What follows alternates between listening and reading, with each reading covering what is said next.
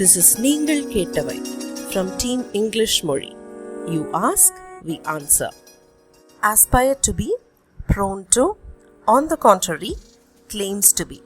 இதை எப்படி பயன்படுத்தணும்னு கேட்டிருக்காங்க. Number 1, aspire to be. இது எந்த கான்டெக்ஸ்டில் நம்ம யூஸ் பண்ணுவோம் அப்படின்னா, நம்ம சின்ன பிள்ளையாக இருக்கும்போது நம்மக்கிட்ட கேட்பாங்க, நீ பெரியவனானவுடனே என்ன ஆகுவ, நீ பெரியவளானவுடனே என்ன ஆகுவ அப்படின்னு கேட்பாங்க. நம்மளும் என்ன சொல்லுவோம், I aspire to be a lawyer, I aspire to be a pilot, I aspire to be a chartered accountant, அந்த மாதிரி சொல்லுவோம் இல்லையா. ஸோ நம்ம என்ன ஆகணும் அப்படிங்கிற விருப்பத்தை தெரிவிக்கிறதுக்கு தான் நம்ம ஆஸ்பயர் டு பி யூஸ் பண்ணுவோம். For example, he aspires to be an astronaut அப்படின்னா ஒரு விண்வெளி வீரராக ஆசைப்படுறான் அப்படின்னு அர்த்தம். When she was young, she would aspire to be a scientist.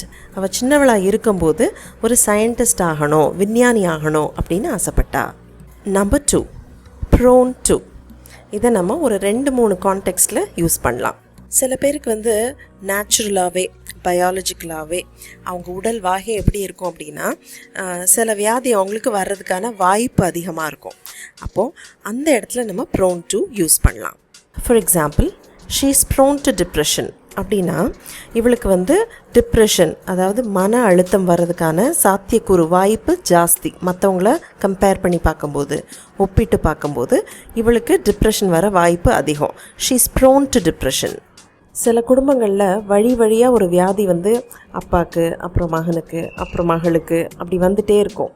அதை நம்ம என்ன சொல்லுவோம்னா, they are prone to that disease அப்படின்னு சொல்லுவோம். Maran's relatives are prone to kidney dysfunction. மாறனோட உறவினர்களுக்கு இந்த சிறுநீரக கோளாறு வர்றதுக்கு வாய்ப்பு அதிகம். They are prone to that.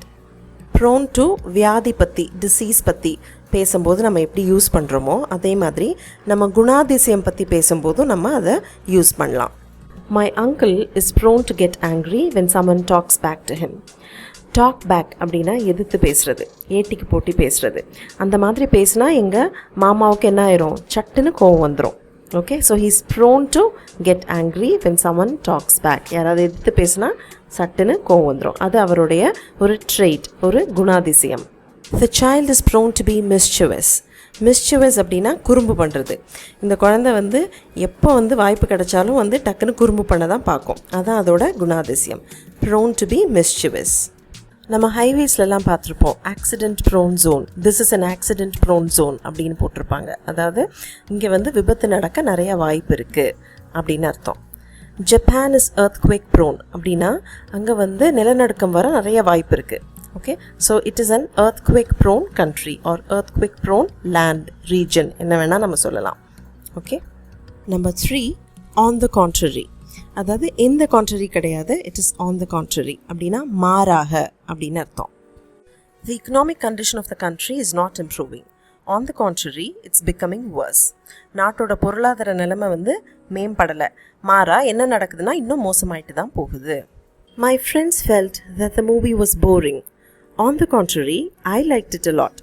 என்னோட நண்பர்கள் படம் ரொம்ப அருவை அப்படின்னு நினச்சாங்க, ஆனால் மாறா எனக்கு எப்படி இருந்துச்சுன்னா எனக்கு ரொம்ப பிடிச்சிருந்துச்சு.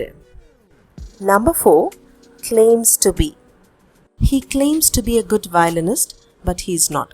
அதாவது தன்னைத்தானே என்ன பண்ணுறது, ஒரு நல்ல வயலின் கலைஞர் அப்படின்னு தன்னை பற்றியே சொல்லிக்கிறது. ஓகே, அதுக்கு தான் கிளைம்ஸ் டு பி நம்ம யூஸ் பண்ணுவோம். He claims to be a good violinist, he claims to be a good guitarist. Okay, he claims to be a good player. தன்னை பற்றியே நான் இப்படி சூப்பர் அப்படின்னு சொல்லிக்கிறது, அந்த அர்த்தம் தான் இதில் வருது. ஹீ கிளைம்ஸ் டு பி, இதுக்கு நேராக எதிர்மறையாக ஆப்போசிட் மீனிங்கில் I make no claim to be, இதையும் நம்ம யூஸ் பண்ணலாம். I make no claim to be a great violinist but I can play the violin well. நான் ஒரு நல்ல வயலின் கலைஞர், சூப்பரான வயலின் கலைஞர் அப்படின்னு நானே சொல்லிக்க மாட்டேன். I make no claim to be a great violinist, ஆனால் என்னால் நல்லா வாசிக்க முடியும். That's about it for now. Hope you found the video useful. I'll meet you soon in another video. Until then, take good care of yourself. Nandri, vanakkam and bye-bye.